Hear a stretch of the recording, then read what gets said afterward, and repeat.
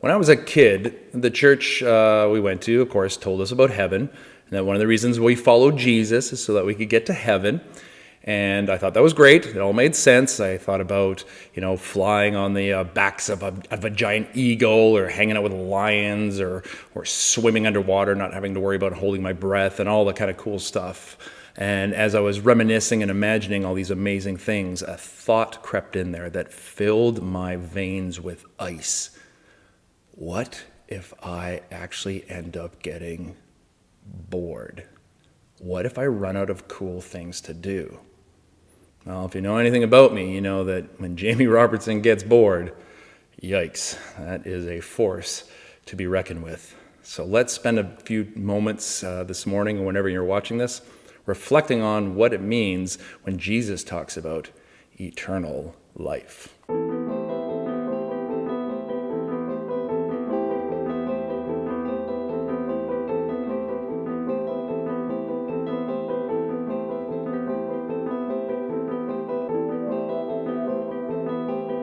So I want to start this morning by saying hello. Hello to all of you who are members of Mountsburg or Westover Baptist Church, the faith families, but also hello, maybe and a special hello to those of you who've never actually attended our wee little red brick churches on top of the hills in the countryside of Ontario. Some of you live in different provinces.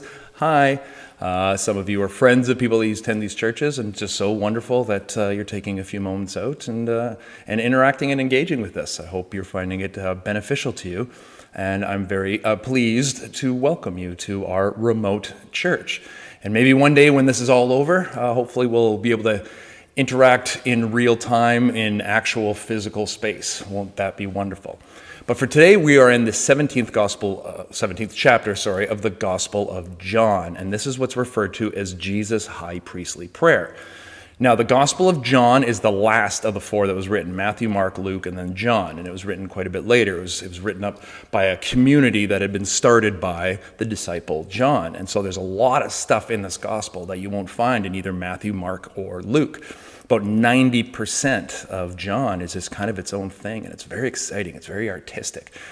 John has a lot of fun playing with the timelines of Jesus' life and ministry. Because John was so close to Jesus, there was a lot of creativity in order to really communicate what he believed to be the essence of the message. And then after he passed away, the community around him collected his teachings and wrote up this, what we now call this gospel, and it's circulated widely and exists to this day. And one of the neat aspects of it that's in John that's not in any of the other gospels is this high priestly prayer. And for the message we talked on last time, when we talked about this idea that people have to become Christian in order to go to heaven, and I wanted to challenge that because it doesn't seem to be at the heart of what it is that Jesus is talking about. Sure, he talks about people that do not know God and will not enjoy or come into God's kingdom and whatnot. And for 2,000 years, a lot of Christian theology is built up around this idea that we are in and other people are out, that you have to become a Christian. You have to go to this kind of church in order to get to heaven. But let's go back to the source. Let's see what it is that Jesus himself actually said. And we can do that by looking at John chapter 17, which I'm going to read in a second here. But before that, I hope you read the Acts passage. I hope you looked at the passage from 1 Peter, because these are very, very applicable to this day and age. The one in Acts is really the beginnings of the Christian church, right as we head into this season of Pentecost. We are currently in the Easter season, but we're heading into Pentecost, which really is the birth of the Christian church, the beginning of the Christian church, as is told in the book of Acts. So we have Matthew, Mark, Luke, John, and then Acts tells us all the stories of these first followers of Jesus and how it is that they went about and changed the world. And then, of course, Peter is writing letters, giving us comfort, giving us assurance, reminding us that suffering, that fear, that death has always been a part of life and will continue to be a part of life, irrespective of whatever faith tradition you have. And so how it is you handle these things is actually the true testament of your faith, of your spirit. And what he does, he's like, I don't want you to lean on your own sort of bravery, your own sort of courage, your own gods that you create in your mind to give yourself some comfort, because eventually these are going to fail. And they will fail for grandiose reasons, like a global pandemic. But sometimes, if you're like me, if you're just not getting enough sleep, if you haven't eaten well, you can get down pretty quick and for quite a while and get really down. And so what Peter's trying to do is like, remember in these down times, whatever you feel is not necessarily the truth. The deeper truth is the fact that you are known, loved, and supported by God, and specifically look to the teachings and the life of Christ to be assured in that, to be comforted in that, that just as Jesus lived and suffered and died even, he still did so as a person of faith in an intimate relationship with his dad, which is something that we, as trying to follow him, also get to enjoy as well. And Jesus actually says that in this high priestly prayer. So let's look at John 17. This is Jesus praying, Dad, the time has come. Glorify me, your Son, that I, your Son, may also glorify you.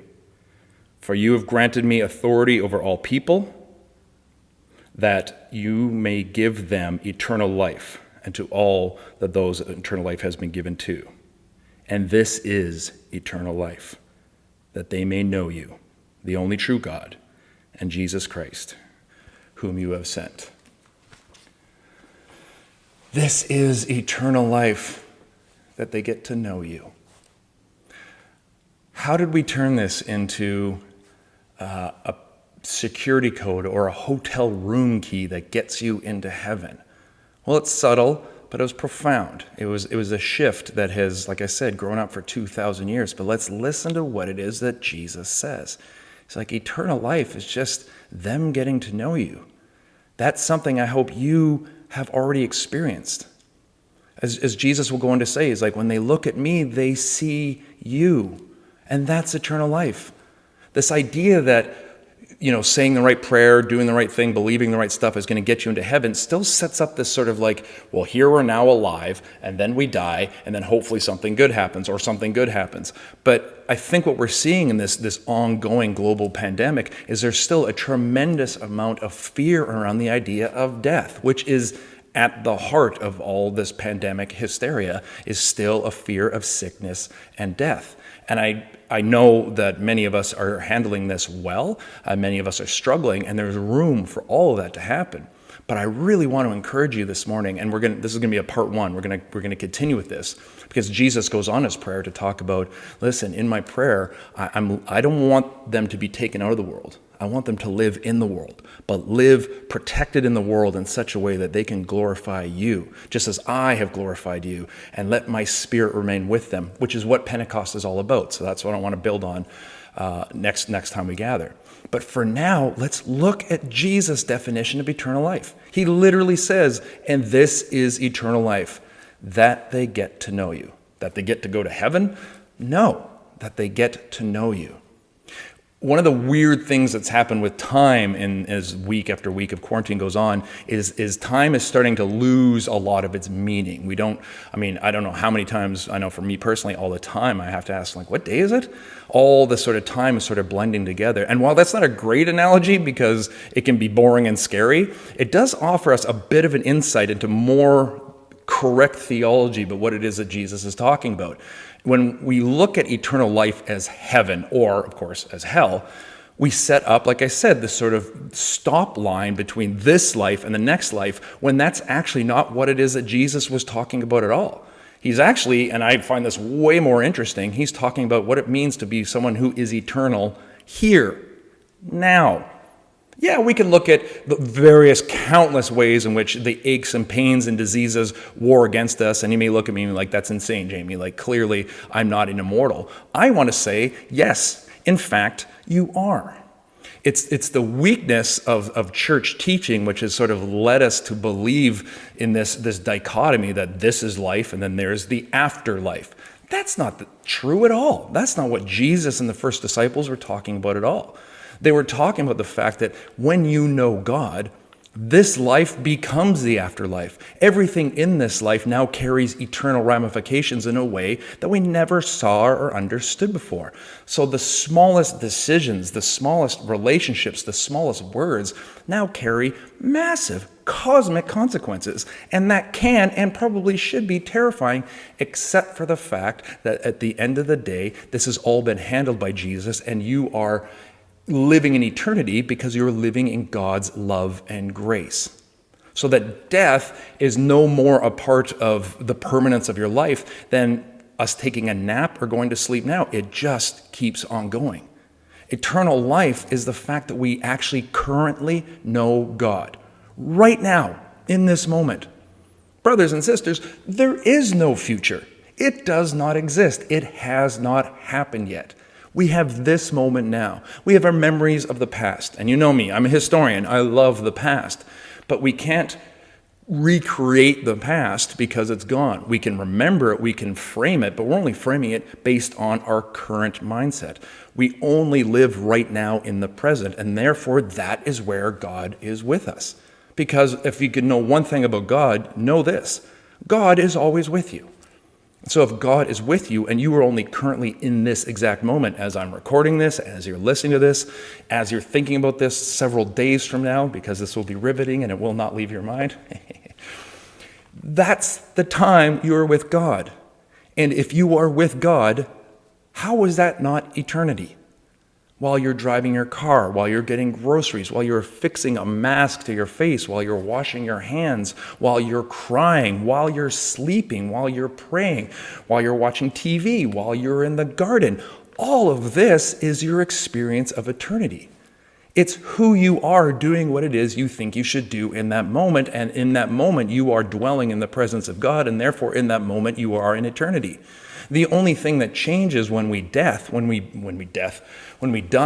breathe our last, when we finally go, is now we get to keep on doing that without death being a part of it, with death in the rear view. We get to walk through the grave. I've said this so many times, but it bears repeating for those of you, especially if you're new, but for those of you in Mountsburg and Westover, you're going to have to hear it again. As G.K. Chesterton wonderfully said, the God we follow knows his way out of the grave. What? Who are you when the grave is behind you, when you've walked through it? There is countless different ways in which the grave impacts who we are. It keeps us chained to this life. It works on our minds with insecurities and comparing ourselves to others. It works on our bodies with aches and pains and sicknesses. It means we have to recharge by going to sleep. No matter how much fuel we take in, we still have to rest. But through all that sort of stuff, through the aches and the pains, they remind us that we're not fully experiencing eternal life. We're not fully experiencing it only because we have not yet gone to sleep. But when we wake up in this glorious presence of God, that the current present with God is just, in the words of Paul, like looking at signposts in the fog. Or if you look at yourself in the mirror after a shower and it's all kind of blurry, you can see the parameters of it. It's not wrong. It's just not as crystal clear as it can be. And that's what this is. But it's still you. It's still eternity. It's not about, and Christianity is never, and Jesus was never supposed to be about getting into heaven. For those of us who are old enough to remember smoking sections in restaurants or even airplanes, it's not about where do you want to spend eternity, smoking or not. Ooh, loud motorcycle.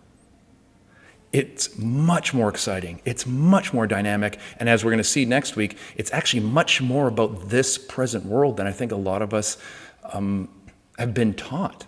It gives this life cosmic, eternal meaning, that we can do and be and say whatever it is that we want as we align ourselves with the Spirit that dwells within us, the Spirit that Jesus showed us. The Spirit in his prayer, he says, please let my Spirit go into them and protect them so that they can go into the world and share your love just as I have shared your love. And that is what it means when we talk about being little Christs, or as the word would come to be known, Christians, is those who have been tasked with sharing the gospel to those who have yet to hear it, and to love and to serve, because we all know the words should be the last thing that comes. It should be the actions, the life that we're living. What does life look like when we recognize right now we are actually immortals? We are actually engaged in eternal life. Not as some future destination up in the clouds with harps or whatever, not as some future destination where you can ride on the back of lions or on giant eagles or swim without worrying about drowning, not any of that sort of stuff. What I have found, and why I chuckle when I think back on myself at 10 years old being afraid that I'm going to get bored in heaven, is that I have found my life with God to be anything but boring. Every day, even in this quarantine time, brings new challenges, new questions, new revelations. I need to eat food in order to maintain energy. And that might be a sign of death at work in me, that if I don't eat, eventually I can no longer function. But even long before that, as my kids can attest to, and actually several of you have seen this as well, if I don't eat, I also get hangry. I'm just not doing well. I'm grumpy, I'm tired, I'm depressed, and I get a meal. And that could be enough to be like, okay. But then I think of food tastes good. I have taste buds that enjoy the taste and the texture of meals, so that it's not just fuel, it's actually enjoyment. And as I eat a meal that tastes really good, that I'm really enjoying, I'm trying now to take time to be thankful and recognize this is the eternal life. This is a little glimpse of it, a little piece of it that Jesus was talking about. Because now I have a moment, which is why I like to say grace before my meals, to thank God that not only have you provided this sustenance I need to live, you've given me taste buds to enjoy that. That's more the eternal life that Jesus is talking about when he says that this is it. It's just the chance to know you.